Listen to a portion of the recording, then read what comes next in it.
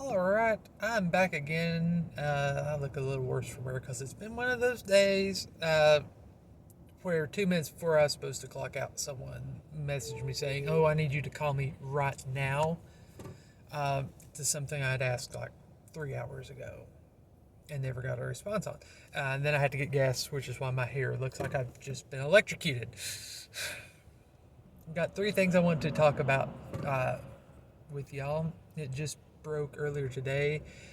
Department of Homeland Security has issued a warning or alert that there is some possibilities of increased possibility of violence. I believe it is because people are not happy with the government throwing out their force. Not a whole lot of descriptive information as to any particular threat, anyone behind it. It's just kind of like a sling it on a wall and see if it sticks type deal. I'll have a link down below to that.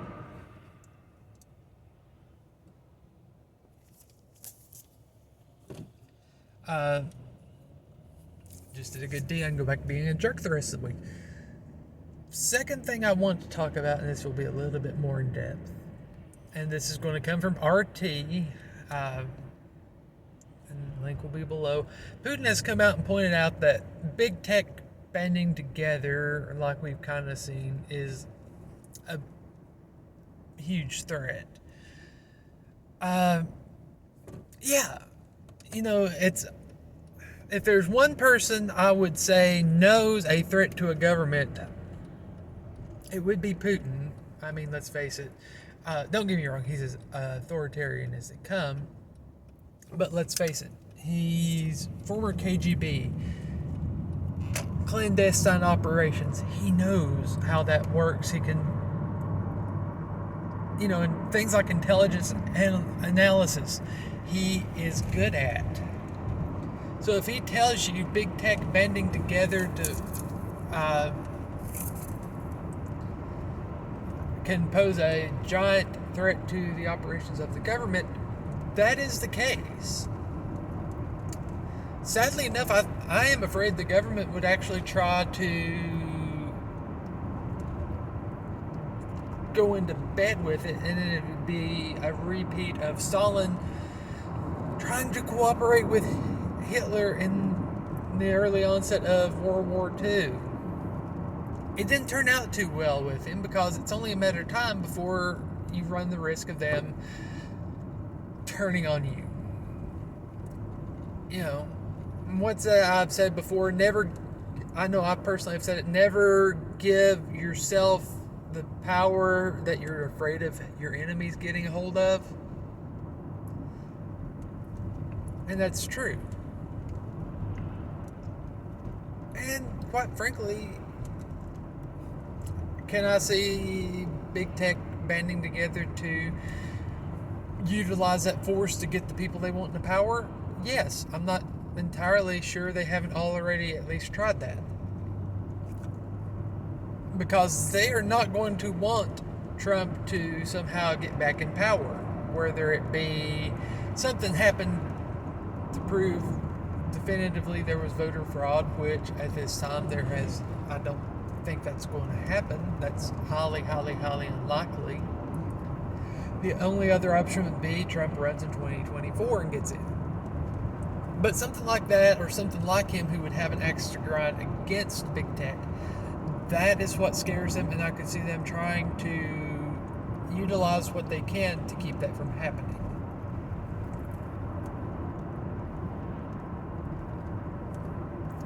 So I agree with Putin. I may not be his biggest fan and advocate. I may think he is very much an authoritarian. Embodies a great deal of what I do not like in politicians and whatever, but I'll give credit where credit is due. I think he is right on this. The last thing I'm going to bring out is the Fed's holding rates pretty much at zero. Now, I'm no financial analyst, but they're saying this is kind of an indicator of recovery from, let's face it, the Rona depression, I'll call it that. Uh, Basically, they're saying recovery is slowing. Right now, our economy is nowhere near the level that it would really need to be for it to slow. Right now, we need that recovery to be on double time, really. So the fact that it is slowing down,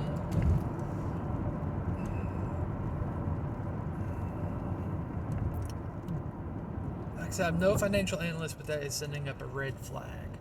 Something is telling me, I can't put my finger on it, just something is telling me something's not right there. It could just be simply a matter of speculation. You know, when Trump got in, everything started picking up on the speculation that he was going to have all these good pro-business policies and businesses would be able to flourish. And there was a good bit of that. This may be a reflection on fears that the Biden administration is not going to be so business friendly, that they're going to do things that will hamper recovery and hamper economic growth. I don't know. What I do know is, and this could also be a fallout from the halt of the Keystone Pipeline. I don't know. There's so many variables taking place right now in such a short amount of time.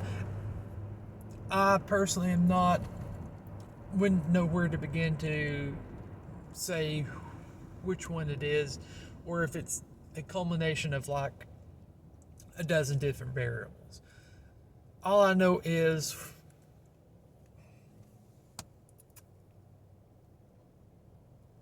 if interest rates are staying low and they're saying that this is an indicator of a slowing recovery,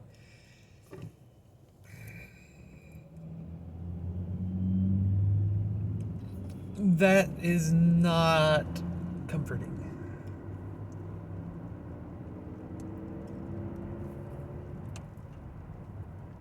And I know I'm not the type to want to necessarily be a fearmonger, but I do think it would be beneficial for everyone to keep an eye on that. If you don't have to go around spending money, don't. Right now would be a good time to save as much money as you can. Right now would be a very good time not to. If you don't have to spend it, don't.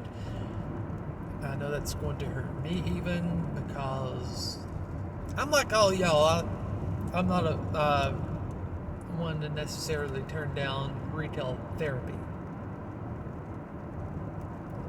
And I have several things I would love to spend money on right now. New tires on the car and an alignment would be one of them. But I'm going to be frank. Right now, job security is not something I'm very confident in.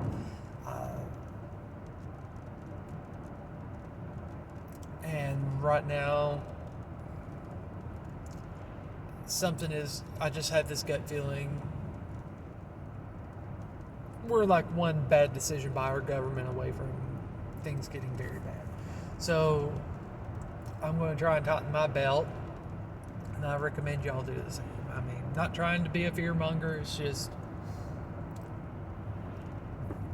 right now of all times would be a good time to consider to review your finances and exercise a great deal of fiscal conservatism.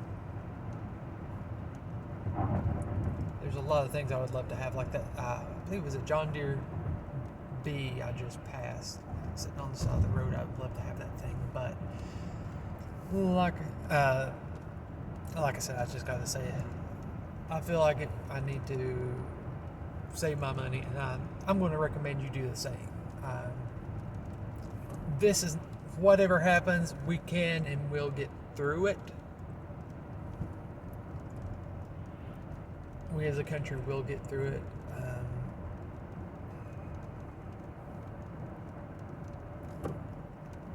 The national debt will eventually tank us. That's, historically speaking, there has never been any type of country have a debt load like we have and ever be able to survive. I'm not even sure there's ever been, even if you calculate in inflation and everything else, I'm not sure there's ever been a nation with a debt load as big as we've had. And they've all failed. So, I mean, let's face it, that's going to come eventually, but right now, I think we're getting ready for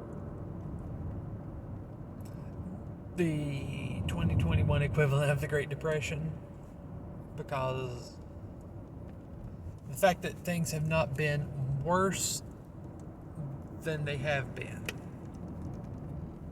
kind of seems a bit off, because I read somewhere where job loss is in line or worse than the Great Depression. It's going to be dicey, not going to lie. But we got through it in 2008 or 2009. We got through the Great Depression. We've gotten through similar occurrences throughout history. We can get through this too.